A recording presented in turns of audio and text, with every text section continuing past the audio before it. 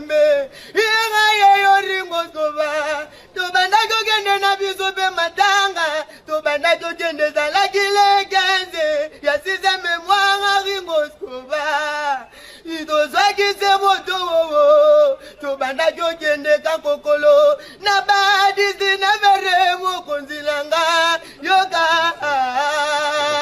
Itomona kibwana mwese moko Akatisa kipena ngambo Yezalaki ambuteyaje Iyaya kipeka kana moto Oyo biso tobanda kyokende nango Iyaya kilibuso ya kangaki ontake Alobi bato baibi etombo Bazana biso Ngana ibaka nangate Tozalaki nandeko nanga Nakabumba Ibasoda bayaki bazwa kibiso ba contrôler kibiso na miso ya bato balongola kibiso bilamba bazwa kibilamba na biso na mapapa na telefone na bambongwe babenga kibiso ina butu wana bache biso na kabumba babenga kidemati yezu biso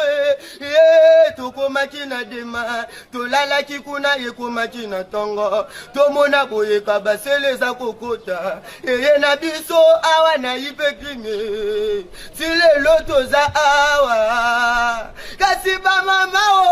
banzimaki deja jene loko nazwaki te bafutaki nyonso po tobima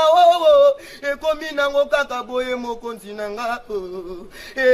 ngako moyibi te ngako kuluna te nga mosala na nga koyemba nga ringo skobare Jésus Christ